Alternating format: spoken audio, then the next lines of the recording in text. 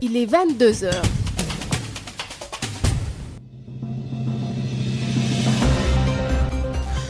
Mesdames, Messieurs, bonsoir et merci d'être à l'écoute de Sen Radio. À la une de ce journal, démarrage timide de la campagne de commercialisation arachidière à Kaffrine. L'heure est à la mobilisation des moyens et personnes ressources. La région polarise 250 points de collecte officiels avec une attente de 100 000 tonnes dans le circuit normal. Les acteurs attendent la fin de la semaine pour faire un état des lieux du démarrage. Au Cap Skirring, les activités touristiques ne vont pas redémarrer avant le 14 février 2021. Le Club Med a reporté son ouverture à cette date, une déception pour les employés d'hôtel de la station balnéaire qui s'attendaient à retrouver leur poste en décembre après 8 mois de chômage. Le ministre de l'Environnement annonce la poursuite des investigations pour déterminer les causes de la pollution marine qui a entraîné une mortalité importante des espèces pélagiques sur la baie de Han. Abdou Karim Sall dit vouloir clarifier l'opinion.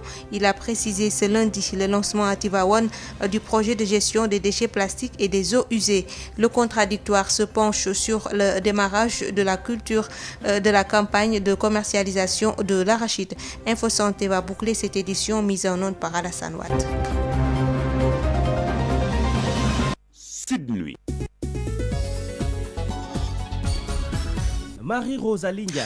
Au Cap Skirring, le Club Med reporte à février son ouverture et hypothèque la saison touristique dans la station balnéaire.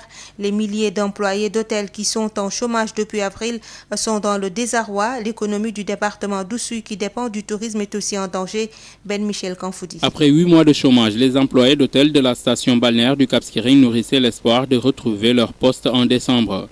Mais un coup de massue est venu leur tomber sur la tête avec le report de l'ouverture du Club Méditerranée au 14 février 2021. À Djemberin, commune qui abrite la station touristique, le désarroi est le sentiment le mieux partagé après cette nouvelle qui s'est répandue dans le Kassa. Lamine Diop-Sané, président des guides touristiques de la région de Ziguinchor, n'a pas pu cacher son amertume quand nous l'avons eu au bout du fil. Nous avons été surpris et inquiets. Inquiets, c'est parce que les conséquences sont lourdes et dures à la fois. Parce que vous êtes sans savoir que le Club Méditerranée aujourd'hui est le poumon du tourisme en Casamance. Les conséquences sont lourdes pour toute la Casamance naturelle, plus particulièrement pour le département du Kassa, pour tout le Kassa.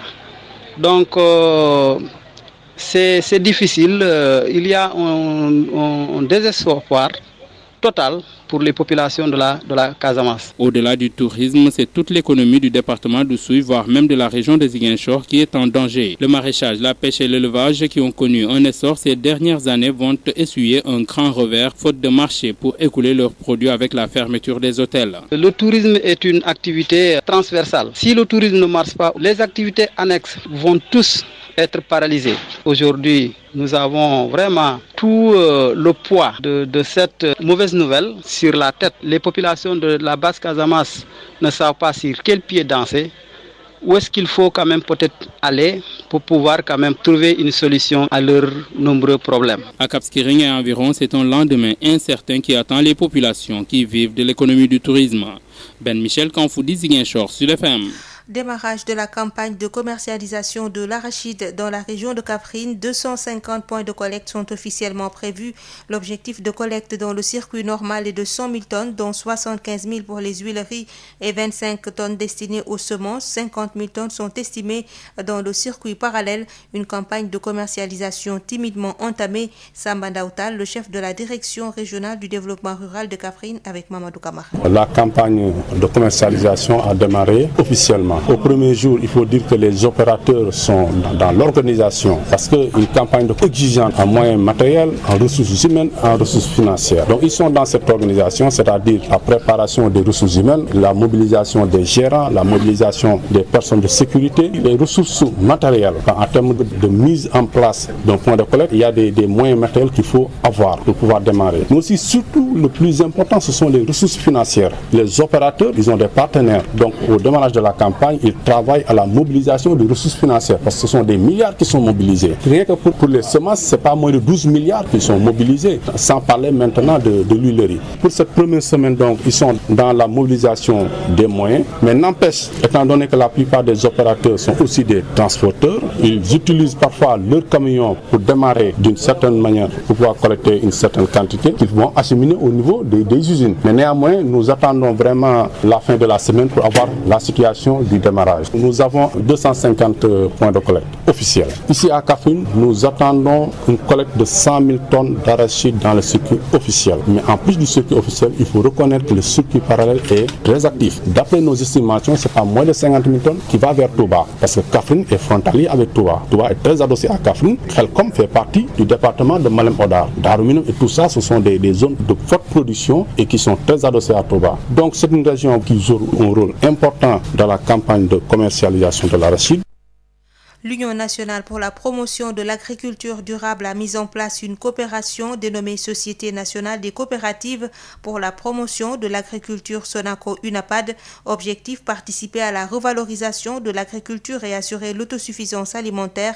Sadimbe Sissé a été porté à la tête de cette organisation à la suite d'une assemblée générale constitutive tenue ce lundi à Kaffrine. On l'écoute avec Mamadou Kamara. Cette coopérative, on a senti que dans le monde actuel, il faut une coopérative. L'association, c'est un peu limite.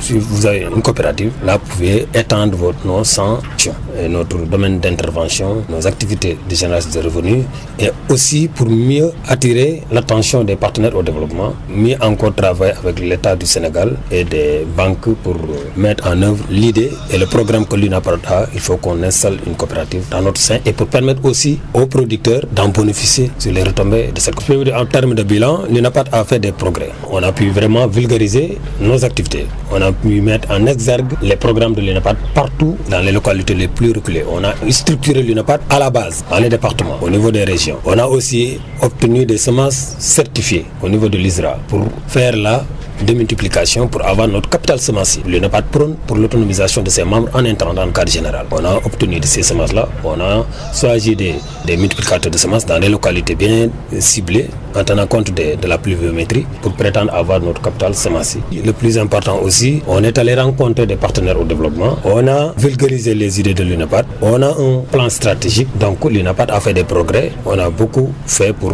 vraiment mettre l'UNAPAD partout dans les localités. Officiellement, si on fait la dévolution ici à Kaffrine, on peut atteindre 19 000 membres efficaces sur le plan national. Nos perspectives, on veut pousser le Sénégal vers la sécurité alimentaire. Nos pays, surtout ici en Afrique, les pays africains n'assurent pas leur consommation. Et nous, producteurs, on va essayer de tout faire pour assurer la sécurité alimentaire de nos pays, de notre pays qui est le Sénégal, pour qu'on puisse conserver nos produits à long terme pour prétendre à la sécurité alimentaire de notre pays. Valorisation et gestion des déchets plastiques et solides. Tivaouane a accueilli la cérémonie de lancement de ce projet qui touche Dakar et Touba. C'était en présence du ministre de l'Environnement et du Développement durable, Babacar Sow. Campagne de communication et de changement de comportement sur la gestion des déchets plastiques et eaux usées. Tivaouane accueille la cérémonie de lancement, un projet qui cible Dakar, la capitale, et les cités religieuses de Touba et Tivaouane. Un programme qui, selon le ministre de l'Environnement et du Développement durable, Abdoul Karim Sall, qui a présidé la cérémonie, concerne la gestion des déchets plastiques pour Touba, pour Tivaouane, la valorisation des eaux usées, et pour la ville de Dakar, la gestion des déchets d'équipements électriques et électronique. Abdou Karim Sall, ministre de l'Environnement et du Développement durable. Le programme concerne 3 dimensions. La première dimension pour la ville sainte de Touba concerne la valorisation du plastique à hauteur de 2000 tonnes par an, mais également pour la ville sainte de Tivaouane, il s'agira de valoriser les bouts du vidange. Mais également, le projet concerne la ville de Dakar, le traitement des déchets d'équipements électriques et électroniques. Un projet important pour ces 3 villes, la ville de Tivaouane, la ville de Touba et la ville de Dakar. Face au défi des changements climatiques à cause des réchauffements, ce projet salué par la municipalité de Tivaouane et salué par la municipalité de Tivaouane, une opportunité d'optimiser l'économie circulaire pour la production d'engrais biologiques et de biogaz, ceci grâce à l'exploitation de ces eaux usées selon le... En portant leur choix sur notre ville, viennent encore une fois démontrer leur volonté d'accompagner notre commune vers une croissance verte, durable, forte et inclusive à l'amélioration des conditions de vie des populations face aux défis défis du changement climatique, du réchauffement climatique, d'optimiser la création d'une économie circulaire pour aboutir à la production d'engrais biologiques et de biogaz. Un programme piloté par GGGI, Institut mondial pour la croissance verte, et financé par le Luxembourg à hauteur de 3 millions d'euros. Tivaouane, Babacar Sow depuis la cité religieuse pour Sud FM. Concernant la pollution marine qui a entraîné le péril des pélagiques sur la baie de Hann, des enquêtes sont menées pour clarifier l'opinion. Selon le ministre de l'Environnement, Abdou Karim Sall s'est prononcé en marge de la cérémonie de lancement du projet de gestion des déchets plastiques et des eaux usées. Il est au micro de Babacar Sow. Nous avons bouclé les enquêtes. Je dois dire deux choses. La première, l'équipe a constaté des branchements clandestins, c'est-à-dire des concessions venant vers le marigot. Ce qui veut dire que de prime abord, le marigot il est pollué. La deuxième considération, c'est qu'il faut noter que nous avons enregistré une mortalité importante des mulets qui sont des espèces pélagiques qui vivent généralement dans les eaux salées et des eaux saumâtres. Les spécialistes sont unanimes que ces espèces pélagiques ne vivent pas généralement dans le marigot. Donc il y a une question que nous sommes en train de nous poser. Est-ce que ces pélagiques ont quitté la mer pour venir dans un milieu aussi hostile et aussi pollué que le marigot de Mbao? Nous sommes en train de continuer les investigations, mais nous avons trouvé que le marigot quand même était pollué. Le niveau de pollution est tel qu'il est extrêmement difficile pour que ces espèces y vivent. Maintenant, il faut continuer les investigations, continuer à travailler, continuer à faire en sorte que ce marigot ne subisse pas autant d'agressions en termes de déversement des eaux usées venant des concessions, en termes de déversement des eaux usées, des camions qui viennent nuitamment verser ces eaux usées dans le marigot de Mbao. Je pense que nous allons dans les jours à venir continuer à faire des investigations. Mais nous avons trouvé en termes de prélèvement, ce qui a été prélevé, nous avons trouvé que l'eau était quand même polluée et ça pouvait justifier autant de mortalité de ces mulets. Sud FM. La première édition de la journée de solidarité des armées sera célébrée sur toute l'étendue du territoire national demain mardi 24 novembre, placée sous le thème Fraternité et solidarité dans les armées, hommage aux militaires blessés et invalides. Cette première édition a pour objectif d'apporter un soutien moral et matériel aux personnes blessées et invalides des armées et de revivifier la cohésion ainsi que l'esprit de solidarité à l'égard de frères d'armes méritants. Une centaine de magistrats, avocats, hommes de tenue, entre autres, seront formés en droit international des droits de l'homme, le droit de la femme, une des priorités de cette formation. Le Sénégal est bien en avant par rapport à la protection des femmes, mais il y a encore des défis à relever. Le lancement de la 11e session de formation en droit international des droits de l'homme a eu lieu ce lundi à Dakar, Odile Minkilan. Le Sénégal a ratifié beaucoup de conventions internationales sur la protection des droits des femmes et a procédé à la domestication de ces textes. Mais il y a des défis à relever sur l'harmonisation de certains textes, selon le président du Comité sénégalais des droits de l'homme, Maître Papa Sène. Par exemple, si nous prenons le Code de la famille, l'article 111 du Code de la famille qui fixe l'âge du mariage pour la femme à 16 ans et pour l'homme à 18 ans. Aujourd'hui, le combat de tous les droits de l'homme, c'est d'arriver à une harmonisation de cet âge du mariage. Il y a également dans toujours le code de la famille la question de la recherche de paternité. Il est interdit aujourd'hui à un enfant né hors mariage de procéder à une recherche de paternité. Tout ça, ce sont des dispositions que l'on juge un peu discriminatoires par rapport donc aux droits de la femme. La Convention de Maputo, l'article 14, ratifié depuis 2015, tient à cœur l'association des juristes sénégalaises. Abi Diallo en est la présidente. C'est la liberté de la femme de disposer de son corps, l'avortement médicalisé, le libre choix de sa fécondité. Le libre qui doit lui être laissé pour choisir sa fécondité. L'autonomisation des femmes, un axe prioritaire du ministère de la Femme, souligne la deuxième conseillère technique du ministre de la Femme, Absa Wade. Parlant du droit, il y a le volet économique, mais il y a le volet juridique. Je voudrais d'abord souligner l'engagement du Sénégal qui a ratifié la Convention sur l'élimination de toutes les formes de discrimination à l'égard des femmes, le protocole de Maputo, mais également l'acte additionnel sur l'égalité de droits entre les hommes et les femmes dans l'espace de Yao. Durant 15 jours à Dakar, des avocats, des magistrats, des hommes de tenue, entre autres, venus de 20 pays africains, seront formés en droit international des droits de l'homme. Édition du Forum international de Victoria, des femmes de différents pays de la sous-région se sont réunies à Dakar pour se former et proposer des projets qui mettront en avant la femme et renforcer la parité.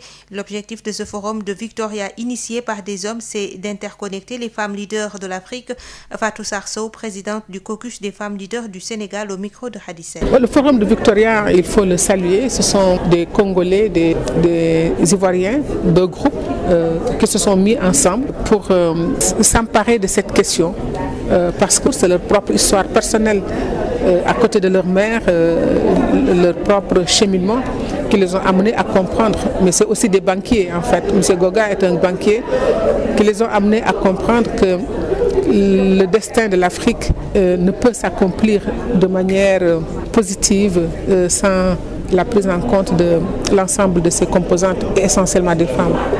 Et ils se sont investis sur cette question. Le forum se tient généralement, habituellement aux îles Seychelles. Et cette fois-ci, ils ont choisi le Sénégal pour les avancées que le Sénégal a eues sur la parité par rapport à d'autres pays africains. Et nous saluons cela parce que ce n'est plus un combat pour les femmes, c'est un combat pour tout le monde. Le fait d'avoir des hommes qui soient à la tête de cette initiative et qui parcourent l'Afrique pour mettre les femmes ensemble, échanger des expériences, tout ça pour arriver à des instants de décision parce qu'ils sont convaincus que la gouvernance en Afrique ne pourra changer de manière qualitative et profitable au continent que si les femmes aussi sont impliquées.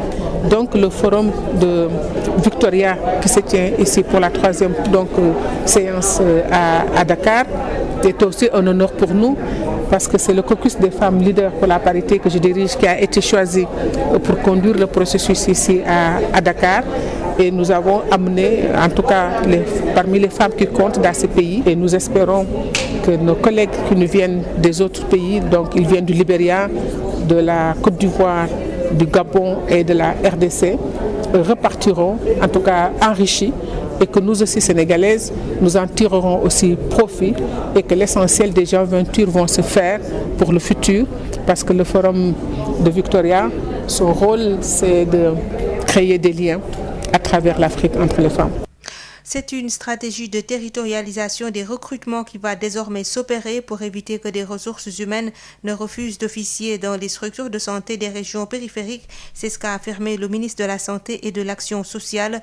Abdoulaye Diouf Sarr présidait à Kédougou un CRD spécial préparant l'ouverture du nouveau centre hospitalier régional de Kédougou. Il répond à Boubacar Tamba. Parce que le chef de l'État a bien voulu en même temps réaliser 4 hôpitaux de dimension extrêmement importante, j'allais dire de dernière génération, ici à Kédougou, à Sédhiou, à Kaffrine et à Touba. Et l'ouverture prévue en janvier de cet hôpital de niveau 2 de Kédougou nous met dans une perspective de l'ouvrir dans les conditions optimales. On aura l'essentiel des spécialités ici à Kédougou, mais aussi du point de vue du plateau technique, on aura un plateau technique de dernière génération. La dimension ressources humaines, vous l'avez dit, est une dimension extrêmement importante. Il nous faut des spécialistes, mais aussi il nous faut un personnel paramédical et un personnel autre de dimension importante, mais surtout un personnel stable. Quand on parle de stabilité, c'est un personnel qui est recruté ici et qui accepte de rester dans le temps. Et cela a été soulevé par l'ensemble des acteurs. Et je peux vous dire qu'avec M. le gouverneur, mais aussi avec la direction générale des établissements de santé et la direction des ressources humaines, nous verrons à territorialiser la stratégie de recrutement pour que ceux qui seront recrutés ici à Kédougou sachent que leur recrutement est lié à la région et ne pourront pas éventuellement quitter. S'ils quittent, c'est fondamentalement une rupture totale de contrat. Cela nous paraît essentiel. Ce que je peux dire et qui est sûr, c'est que cet hôpital sera ouvert dans des conditions optimales et surtout sera très bien suivi parce qu'il s'agit, comme le disait d'ailleurs tantôt Madame la directrice générale des établissements de santé, d'aller sur une vision assez novatrice avec des valeurs et des outils et méthodes de dimension véritablement moderne et adaptée à l'objectif que nous nous sommes donnés pour cet hôpital. Le directeur de l'autorité nationale de biosécurité, Ousseynou Kassé, par ailleurs responsable politique de l'Alliance pour la République, a procédé ce lundi à la remise de kits d'hygiène à l'inspecteur départemental de l'éducation et de la formation. Ce lot composé de masques chirurgicaux, de masques lavables, de gel hydroalcoolique thermoflash, de gel et de lavoir vise à protéger les élèves et les enseignants de la Covid-19. Un geste hautement salué qui vise à réduire les difficultés liées au manque de masques et de déficit de table auxquels sont confronter les autorités académiques à Damandiaï. Le manque de masques constitue une préoccupation des autorités en charge de l'éducation de Bambey. C'est dans ce sens que le directeur de l'autorité nationale de la biosécurité, Ousseynou Kassé, par ailleurs responsable politique à l'Alliance pour la République, a remis un important lot de kits d'hygiène. Un don qui vise à faire respecter les gestes barrières, mais également à protéger les élèves de la pandémie de la Covid-19. Nous sommes venus soutenir la jeunesse du Sénégal, de Bambey, à travers l'école sénégalaise. Nous sommes venus concrétiser la vision du président de la République matérialisée dans le plan Sénégal émergent, notamment en son axe 2, qui est le capital humain. Ce geste, c'est pour nous prémunir contre cette pandémie. J'en profite aussi pour lancer un appel aux autres fils de Bambey pour venir en soutien à ce que les autorités ont déjà fait, notamment le maire, l'État du Sénégal. L'inspecteur départemental de l'éducation et de la formation, qui pousse un ouf de soulagement, salue à sa juste valeur ce geste qui vient s'ajouter à l'effort consenti par l'État et les autorités territoriales. Pape Amadou Sidibé. Et il nous permet véritablement de mettre en place un dispositif adéquat pouvant nous permettre de mettre à l'abri les élèves et les enseignants. Il faut que tout le monde maintenant s'implique pour que nous puissions véritablement construire l'école que nous voulons, une école de qualité, une école dans laquelle les élèves maintenant pourront évoluer en toute sécurité, surtout en ce temps marqué par la pandémie. Le déficit en table bon continue d'être noté dans les différentes écoles du département de Bambey. C'est pourquoi l'inspecteur départemental de l'éducation lance un appel afin que les élèves soient dans d'excellentes conditions. Diourbel Sud FM, Adam Ndiaye. Le contradictoire. Le contradictoire, les lundis et vendredis, tous les sujets à controverse seront débattus dans le contradictoire. Un sujet, deux invités pour un regard croisé. Le contradictoire, c'est tous les lundis et vendredis sur Sud FM Sen Radio. Démarrage de la campagne de commercialisation de l'arachide. L'heure est aux installations des points de collecte selon le CNCR. Son chargé de communication appelle à la disponibilité des fonds pour une bonne campagne. Pour Sidiba, les normes sont appliquées pour ne pas se rabattre au marché parallèle. Sidiba, interrogé par Adam Ndione. Sidiba, bonjour. Bonjour Adam Ndione. Vous êtes le chargé de communication du CNCR. C'est le démarrage de la campagne de commercialisation de l'arachide. Pouvez-vous nous faire la situation sur le nombre de points de collecte et la situation de manière générale dans le pays? Peut-être de manière générale, je peux le faire. Sur le nombre de points, c'est des points qui sont aléatoires. Les gens disent, on parle de 600 points, on parle de 600 points de collecte qui ont été distribués, mais c'est leur opérationnalité souvent qui pose problème. Les gens souvent ils postulent à certains points alors que la condition première pour pouvoir faire fonctionner un point de collecte, c'est d'avoir de l'argent. D'avoir de l'argent, assez d'argent pour pouvoir acheter les graines au niveau du point et les amener au niveau des unités de transformation. Souvent, ce qui n'est pas le cas. On constate que les opérateurs se disputent un certain nombre de points qu'ils ne peuvent pas faire fonctionner. Et ce qui fait qu'il y a beaucoup de points qui sont annulés ou bien qui sont repris et cédés à d'autres. Pour ce qui est de la campagne de manière générale, nous pensons que d'avoir le défi de la production a été relevé par les organisations des producteurs grâce à cette bonne pluviométrie, grâce aux efforts que l'État du Sénégal a eu à fournir et que nous-mêmes en tant que producteurs avons eu à fournir. Nous pensons que la production de cette année quand même est meilleure que celle de l'année dernière. Et là, nous pensons mettre dans le marché un tonnage assez important d'arachide. Donc, préparons en conséquence pour qu'à l'ouverture du 23, et si les points de collecte sont fonctionnels, amener là-bas nos graines et les vendre au plancher indiqué par l'État. Mais Sidi, avec le prix fixé à 250 francs le kilogramme, les paysans ne vont-ils pas privilégier le marché parallèle, selon vous? Je pense que non, parce que quoi qu'on dise, les 250 quand même, c'est un bon prix. Et le marché parallèle, il est présentement très actif, mais il faut reconnaître qu'un bon nombre de paysans n'est pas...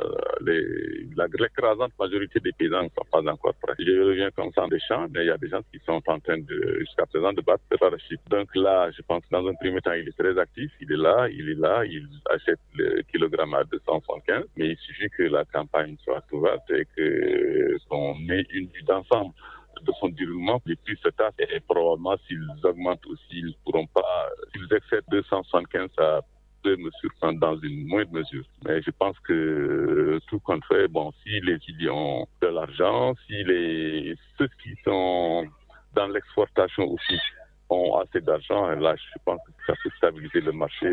Sidiba, peut-on s'attendre à une bonne campagne de commercialisation cette année comparée aux années précédentes, surtout avec la pluviométrie notée cette année? La bonne pluviométrie notée cette année a été un impact très positif par rapport aux productions que nous attendons. Donc je pense que bonne campagne se prépare à temps et déjà, comme on a eu à le dire, le Sénat s'est réuni à temps et le 5 novembre, ils ont proposé un prix que l'État a approuvé en Conseil des ministres et nous pensons que maintenant la balle est dans le camp de ceux qui ont des graines, le camp des huiliers et le camp des exportateurs.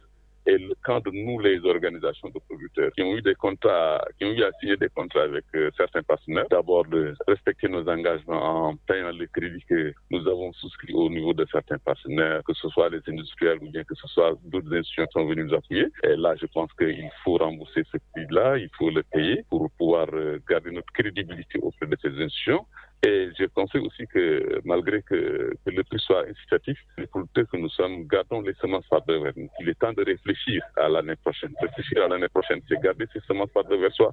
Réfléchir à l'année prochaine, c'est acheter ses engrais. Réfléchir à l'année prochaine, c'est acheter du matériel agricole qui va te permettre de produire plus et mieux. Sidiba, Sud FM vous remercie. Le contradictoire. La présence des Chinois sur le marché n'entrave en rien cette campagne de commercialisation de l'arachide, mais peut être bénéfique si l'on applique la réglementation selon le collectif des producteurs et exportateurs de graines d'arachide COPEGA. Un président souhaiterait une concertation élargie aux acteurs avant la fixation de la taxe à l'exportation. Habib Thiam, président du COPEGA avec Adam Ndione. Je suis M. Habib Thiam, le président du collectif des producteurs et exportateurs de graines d'arachide le COPEGA. Président Habib Thiam, aujourd'hui, on vient de démarrer la campagne de commercialisation de l'arachide. La présence des Chinois dans le marché ne va-t-il pas compliquer la campagne? Il y a une correction qu'il faut faire, la présence des Chinois. Les Chinois, ce sont nos partenaires. C'est l'État du Sénégal qui a un protocole avec la République populaire de Chine pour un accord de 5 ans premièrement et reconduit 5 autres années. C'est-à-dire que c'est un protocole qui lie les deux pays. Ça permettra quand même aux Sénégalais de produire et de vendre dans le marché chinois. Et que les Chinois, pour la défense de leurs intérêts, ils envoient quand même des émissaires pour le contrôle de qualité en priorité. C'est-à-dire que c'est pour ça que les Chinois ils sont présents sur le terrain pour le contrôle de qualité. Mais ce sont les Sénégalais qui font le travail, qui exportent. Parce que c'est des entreprises de droit sénégalais qui exportent. Ce n'est pas des Chinois, des entreprises de droit chinoises, des Chinois qui exportent. Ce sont des entreprises dûment inscrites dans le registre au niveau de domaine. Ça veut dire que quand on parle de chinois, je dis que les Sénégalais sont en Chine, ils sont en train de travailler, d'importer, d'exporter. Et je pense qu'en quoi la présence des Chinois peut constituer quand même une menace pour la commercialisation. Moi, je dis c'est le contraire. Si vous vous rappelez, avant 2010, il y avait quand même une désarticulation quand même de la filière arachidière. Depuis la libéralisation et depuis 2014, avec l'avènement du président Macky Sall, le protocole entre le Sénégal et la Chine, on n'a jamais entendu de bons impayés, ni de mévente, ni de mbapat. C'est-à-dire que là, au moins, nous, on a le mérite d'éradiquer quand même ce phénomène qui gangrénait le monde rural et qui terrorisait les paysans et qui les appauvrit. C'est-à-dire qu'aujourd'hui, je pense que le marché, c'est un marché libéral qui est ouvert. Je pense que c'est au bonheur quand même du producteur de pouvoir quand même voir un marché qui est concurrentiel et que le producteur puisse voir son intérêt et puis le plus élevé. Je pense qu'enfin, ça ferait désarticuler le marché.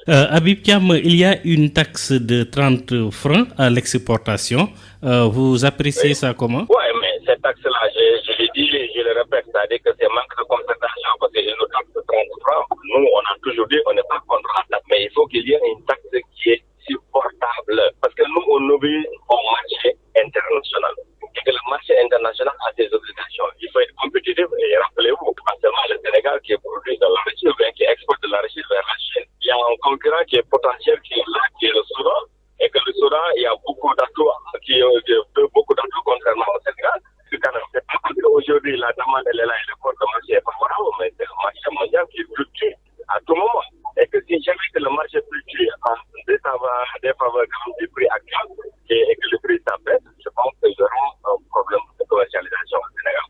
Et que sans les exportateurs, moi je pense que les exportateurs ce sont les sauveurs même de la filière arachidière. Et sans les exportateurs, je pense que le marché et la commercialisation va être un échec. Et qu'il est urgent quand même de revoir cela pour que les exportateurs soient dans le terrain pour pouvoir commercer comme tout le monde. Habib Thiam, quels sont les objectifs de la COPEGA pour cette présente campagne? On a eu un objectif l'année dernière de 475 000 tonnes, on a réalisé jusqu'à 80%.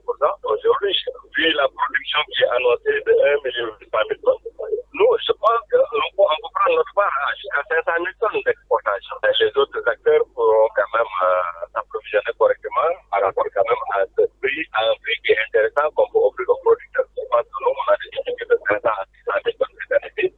Je pense que si la taxe aussi ne nous affecte pas beaucoup et que si le marché reste stable et que l'État du Sénégal de diminuer la taxe jusqu'à 15 francs, je pense que nous, on pourrait atteindre nos objectifs rapidement. Oui, Habib Thiam, Sud FM vous remercie. Je vous en prie. Oui, je rappelle que vous êtes le président de COPEGA. D'accord, merci, c'est moi qui vous remercie. Sud FM chez vous, à tout instant. Yotox anti-moustique pour le corps, les vêtements, les rideaux et draps vous protège contre les moustiques chez l'adulte et l'enfant. Val d'Afrique vous offre votre journal de la santé. Bonjour à tous. Le réseau international de lutte contre le sida et les hépatites virales va procéder ce lundi au lancement officiel de la première édition de la Semaine internationale du dépistage. Malgré les progrès réalisés ces dernières années dans la lutte contre le sida, l'accès au dépistage reste un défi majeur à relever dans plusieurs régions du monde et plus particulièrement en Afrique de l'Ouest et du Centre. En 2019, seuls 68% des personnes vivant avec le VIH dans cette région du monde connaissaient leur statut sérologique, bien loin de l'objectif fixé au niveau international de dépister 90% des personnes vivant avec le VIH à l'horizon 2020. La situation est tout aussi alarmante dans le cas des hépatites virales où la région affiche l'un des taux de dépistage les plus faibles du monde. Pour ne rien arranger à la situation, des mesures prises pendant la crise sanitaire liée à la COVID-19 pour réduire la propagation du nouveau coronavirus ont lourdement perturbé les services de dépistage déployés auprès des populations, menaçant ainsi le succès obtenu dans la lutte contre le sida et les hépatites virales ces dernières décennies, avec à la clé des dizaines de milliers de vies perdues, alerte l'OMS. S'appuyant sur l'expertise communautaire et la mobilisation sans faille des milliers de militants, des organisations membres et partenaires de la Coalition Plus, la Semaine internationale du dépistage organisée dans 52 pays d'Afrique, d'Europe, d'Asie et d'Amérique vise précisément à sensibiliser les populations à l'importance du dépistage, étape incontournable dans le combat commun pour un monde sans sida ni hépatite virale. Dans les 47 pays de la région africaine de l'OMS, 19 pays ont signalé une augmentation de plus de 20% de nouveaux cas de la COVID-19 au cours des derniers 28 jours par rapport aux 4 semaines précédentes. Néanmoins, 17 pays enregistrent aussi une diminution de plus de 20% du nombre de nouveaux cas au cours des derniers 28 jours en comparaison des 4 semaines précédentes. Il y a aussi davantage de signalements d'infections et de décès de personnel de santé, en particulier parmi les plus expérimentés d'entre eux. Les grands rassemblements et la mobilité ont été identifiés comme des facteurs de risque d'augmentation de la propagation de la COVID-19 et la saison des fêtes peut favoriser ces risques résultant sur des événements de superpropagation. Alors que la fin de l'année approche et que de nombreuses familles africaines prévoient de se réunir, l'Organisation mondiale de la santé appelle les pays à rester extrêmement vigilants face à une possible forte hausse du nombre de cas COVID-19. Cet appel intervient alors que 20 pays de la région connaissent une augmentation du nombre de cas. C'est tout pour aujourd'hui. Merci de nous avoir suivis. Yotox anti-moustique pour le corps, les vêtements, les rideaux et draps vous protège contre les moustiques chez l'adulte et l'enfant. Val d'Afrique vous a offert votre journal de la santé.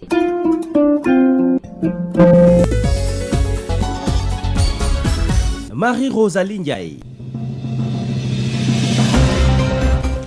Mesdames, Messieurs, c'est la fin de cette édition. Je vous rappelle les principaux titres développés. Démarrage timide de la campagne de commercialisation arachidière à Kaffrine. L'heure est à la mobilisation des moyens et personnes ressources. La région polarise 250 points de collecte officiels avec une attente de 100 000 tonnes dans le circuit normal. Les acteurs attendent la fin de la semaine pour faire un état des lieux du démarrage. Au Cap Skirring, les activités touristiques ne vont pas reprendre avant le 14 février 2021. Le Club Med a reporté son ouverture à cette date, une déception pour les employés de l'hôtel de la station balnéaire qui s'attendaient à retrouver leur poste en décembre après 8 mois de chômage. Le ministre de l'Environnement annonce la poursuite des investigations pour déterminer les causes de la pollution marine qui a entraîné une mortalité importante d'espèces pélagiques sur la baie de Hann. Abdou Karim Sall dit vouloir clarifier l'opinion. Il a présidé ce lundi le lancement à Tivaouane du projet de gestion des déchets plastiques et des eaux usées. Le contradictoire et le journal de la santé ont bouclé cette édition mise en onde par Alassane Wade. Merci de nous avoir suivis. Tout de suite, la chronique Sud Nutrition qui sera suivie de l'émission Dianobi en rediffusion. Sud FM chez